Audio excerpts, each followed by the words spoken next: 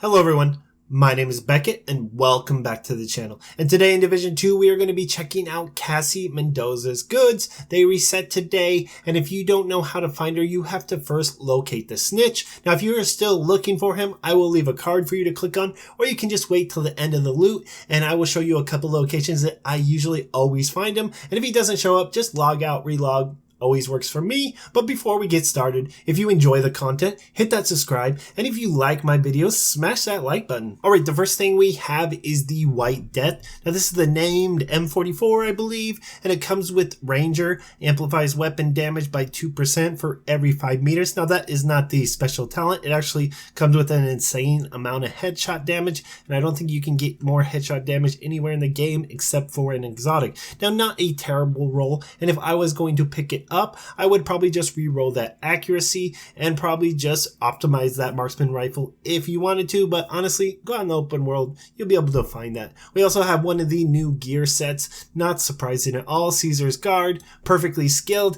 not a really fan of this, and it's just a bad roll in general. Go ahead and skip on this.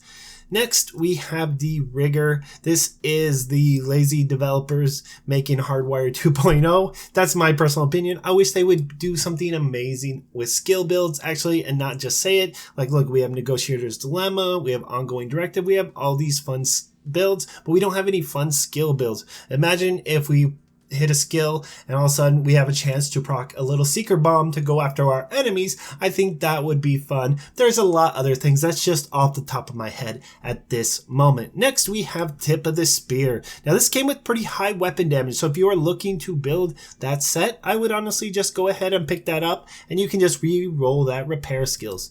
Another Tip of the Spear. Now this is a little over mid-tier and you can probably find something better, but they both have decent critical hit damage and weapon damage. And again, we have another Rigger set and it came with weapon handling.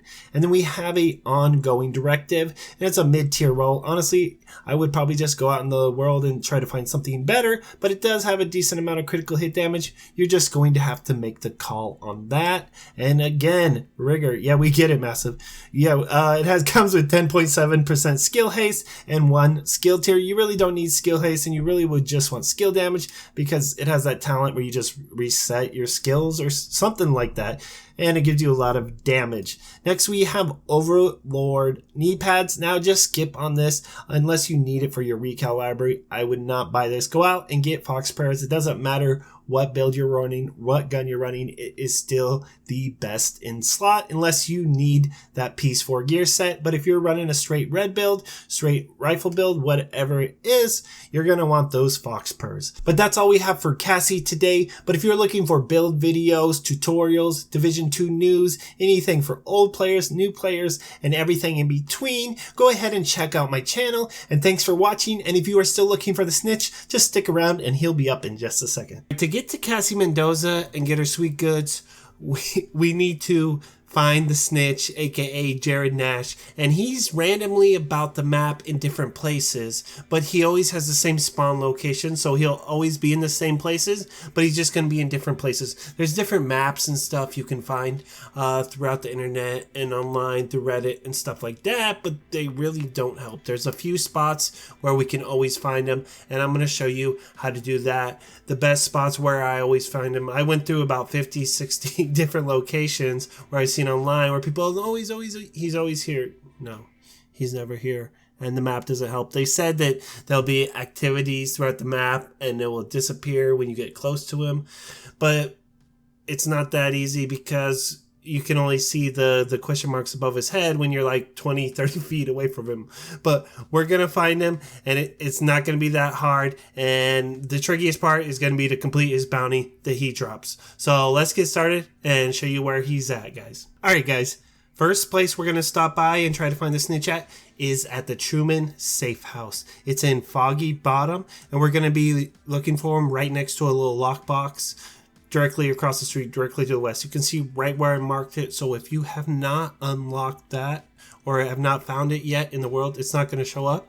So just click on the map there and just start walking there. It's really easy to find. There'll be a couple trucks around the area, as you'll see. All right, once you run up the hill, it'll be right on our left. You'll see the lockbox, and you can just usually shoot up the fence. I usually come here first every time because it's new day, refresh, get free loot. Maybe I get something, but usually never get anything else. And Jared Nash, or the Snitch, he'll be right behind there, right behind this truck. As you can see, you got to be really close to see him, guys. He won't even pop up unless you're like 20 feet away from him. And there he is. Luckily, we got him right when we headed to the Truman house. And we're going to accept his bounty. Once you complete that bounty, we'll be able to find Cassie. But I'm going to go into more detail in a sec. We're going to go into a couple other locations. Okay, the next location is going to be the Lincoln Memorial. And we're going to just fast travel straight to that spawn point. And as soon as we get there, we're just going to turn around. And we're just going to start running down, heading towards the Washington Monument. Just heading down there. We're going to hug the right side. We're going to see like a little forest, a group of trees. And we're just going to keep running. Usually he's not here, but every once in a while he will be. One thing to note is if he's in combat or there's any like fighting NPCs fighting with each other around the map, we're not going to be able to find him.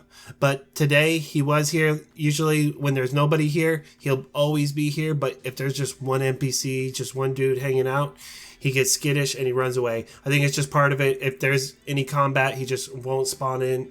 I don't know why it is, but let's move on to the next spot. All right, our third spot is going to be over in DZ East. We're not going to actually go into DZ. We're just going to go to the checkpoint. And the checkpoint is called Charlie Checkpoint. It's the northernmost one up top. You'll be able to find it. And we're just going to leave and head out the door. And we're just going to start heading directly to our right. And you're going to see some ladders up on the side of the building. Yep, right up there. And we're going to climb up. And he's going to be up inside these office buildings. Usually would probably be able to see him right now if he was there, but I don't think he is there this time. So hopefully he's there next time, but I usually don't find him here, but every once in a while you get lucky and it's a really close spot. All right, guys, we are on the final spot, and this is probably the best spot to find the Snitch any time of the week. If you come here Tuesday, right when the servers reset, I almost find him here every single time. Sometimes I'll just log out and come back to this spot, and it's really easy to find him. So we are heading to 1040 Safe House, and we are going to be going out the southeast exit today, and it's really hard to miss. This guy's really easy to find and almost there probably 90% of the time. I'd say 9 out of 10 times I come to look for him, he is here. So I would always check here. I just like to check the Truman house just because, you know, there's always loot. So we're just going to head out of the southeast exit and just run straight ahead, going down this windy little path, and we're going to end up taking our left. I ended up taking a little detour because I had tunnel vision and I can't stay on track at all. So we'll head back, but when we go down that path, we're just going to head left, and we're just going to go straight ahead, and we're going to take our very next left, and you'll just see a little gate, and you'll run through, and we're going to run through all the way to the end, and eventually you'll see that little green triangle over his head, and he's back here, and there's a weapon box that you can open too, and you'll see him there, and we're just going to accept his bounty, and we're going to grab it. If you already did the bounty, great, and you just got to go and head over to Cassie.